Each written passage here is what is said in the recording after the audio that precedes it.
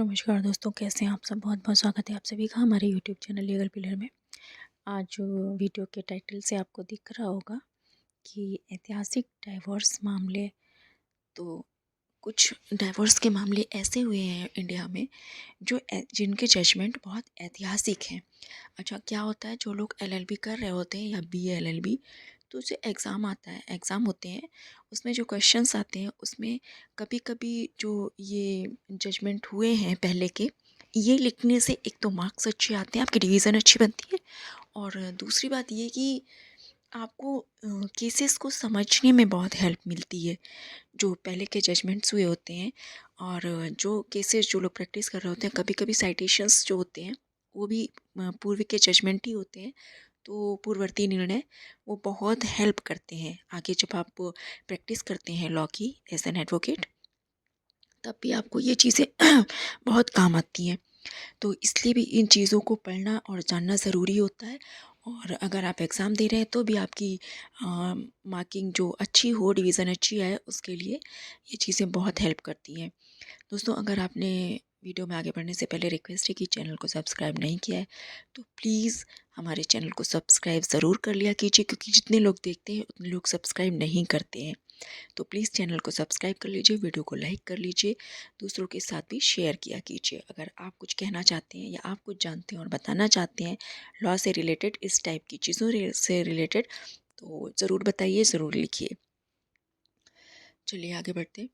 तो ऐसा ही एक ऐतिहासिक डाइवोर्स के जो मामले हुए उनमें एक मामला जो मैंने पढ़ा और मुझे लगा इस पे वीडियो बनानी चाहिए, वो है अमरदीप सिंह बनाम हरवीन कौर का मामला, तलाक का मामला। इस मामले में जो मामले के इम्पोर्टेंट तथ्य थे वो क्या थे?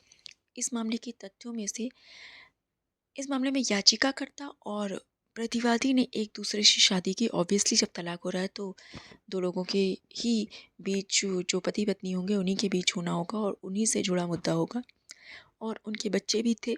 लेकिन कुछ मुद्दों के कारण उन्होंने एक दूसरे के साथ ना रहने का, एक दूसरे से अलग होने का फैसला किया, अलग रहने का। कुछ समय बाद उन्होंने आपसी सहमति से एक दूसरे से अलग रहने का फैसला किया और वो दोनों अलग रहने लगे। और कुछ समय बाद, अलग रहने के कुछ समय बाद, उन्होंने आपसी सहमति से तलाक लेने का फैसला किया। तलाक के लिए अर्जी दायर की आपसी सहमति से। उन्होंने धारा 13 यानी 13B में दी गई 6 महीने की कूलिंग अवधि या प्रतीक्षा अवधि को माफ़ करने का भी फैसला किया। यानी कोर्ट के समक्ष इस याचिका को भी, इस रिक्वेस्ट को भी रखा कि जो प्रतीक्षा अवधि होती है 13B के अकॉर्डिंग, उसको भी माफ़ कर दिया जाए और उन्हें डाइवोर्स दे दिया जाए, ताकि वो एक दूसरे से कानूनी तौर पर अलग हो सके। उन्होंने ये फैसला इसलिए किया इस अवधि को माफ़ कराने का, क्योंकि वे एक दूसरे से लगभग 8 वर्षों से अलग रह रहे थे और तलाक लेने के फैसले पर दृढ़ थे। तो इस अवधि को, इस कूलिंग अवधि को दिया जाना, जारी किया जाना, इस बात को बिल्कुल व्यर्थ था। इसके लिए उन्होंने सुप्रीम कोर्ट में याचिका दायर की कि उन्हें इस अवधि को माफ़ करने की इजाज़त दी जाए, ताकि उनके बीच तलाक हो सके। मामले में शामिल मुद्दे: क्या अधिनियम की धारा 13B के तहत उल्लेखित दूसरे प्रस्ताव के लिए जो 6 महीने की अवधि है, उसमें कुछ स्थितियों में छूट जा सकती है या नहीं दी जा सकती है व्यक्तियों को। तो कोर्ट का फैसला ये था, ये देखा गया है प्राय कि यदि ऐसा करने और विवाह को बचाने की संभावना जरा सी भी होती है, तो दोनों पक्षों को अपने विवाद को सुलझाने में मदद करने के उद्देश्य से कोर्ट की तरफ से, कानून की तरफ से, ये 6 महीने की अवधि दी जाती है। 6 महीने की अवधि का नियम बनाया गया है। अदालत ने ये भी देखा है कि आपसी सहमति से तलाक लागू करने का विधायिका का उद्देश्य, जो ये विधायिका होती है, जो ये रूल है, उसका उद्देश्य पार्टियों को आपसी सहमति से विवाह को समाप्त करने का विकल्प देना था। वो ये फिर से सोच सके इस पर कि वो तलाक लेना चाहते या नहीं, या सुलह करने की कोई संभावना बची है। यदि सुलह करने की जहाँ कोई संभावना नहीं है और विवाह बंधन अपरिवर्तनीय रूप से टूट गया है, मतलब उसे चेंज नहीं किया जा सकता है अब, इसका उद्देश्य पार्टियों को पीड़ा को लंबा खींचना, उन्हें पीड़ा पहुंचाना बिल्कुल नहीं था। अदालत ने इस प्रकार ये माना कि 6 महीने की अवधि अनिवार्य नहीं बल्कि एक सिर्फ निर्देशिका है और निम्नलिखित शर्तें पूरी होने के बाद अवधि को माफ़ करना पूर्ण रूप से कोर्ट के विवेक पर निर्भर है, उनके अधिकारों में आता है, वो ऐसा करेंगे या नहीं। तो कौन कौन सी जो शर्तें हैं वो हैं जिसके बाद इसको माफ़ किया जा सकता है। पहला है 6 महीने की अवधि विधिक रूप से पहले ही पूरी हो चुकी है, जिसका मतलब है कि दोनों पक्ष बहुत लंबे समय से अलग अलग रह रहे थे। अगर लंबे समय से आप अलग अलग रहते हैं तो इस अवधि का कोई मायना नहीं रह जाता है। शादी बचाने की सारी कोशिशें और सुलह कराने के तरीके नाकाम हो चुके हों यदि तो विवाह विच्छेद संबंधित या अन्य मामले जैसे भरण पोषण, अभिरक्षा और इस तरह के सारे इनका समाधान कर लिया गया हो। प्रतीक्षा अवधि का पालन करना अनिवार्य है, जैसे पार्टियों को इससे संबंधित कोई परेशानी, कोई निराशा ना हो, उनकी पीड़ा ना बढ़े, उनका जो पेन है इससे रिलेटेड वो ना बढ़े, क्योंकि जाहिर सी बात है कोई खुशी से तलाक नहीं लेता है। और रिश्ते में जब कोई खुश नहीं होता है और अलग होना चाहता है तो ही वो तलाक के लिए याचिका दायर करता है। पार्टियों के पास पहले प्रस्ताव के बाद 1 सप्ताह की अवधि प्रतीक्षा अवधि को माफ़ करने का विकल्प होता है, लेकिन ऐसा तभी किया जा सकता है जब पार्टियों ने उसके लिए वैलिड कारण बताए हो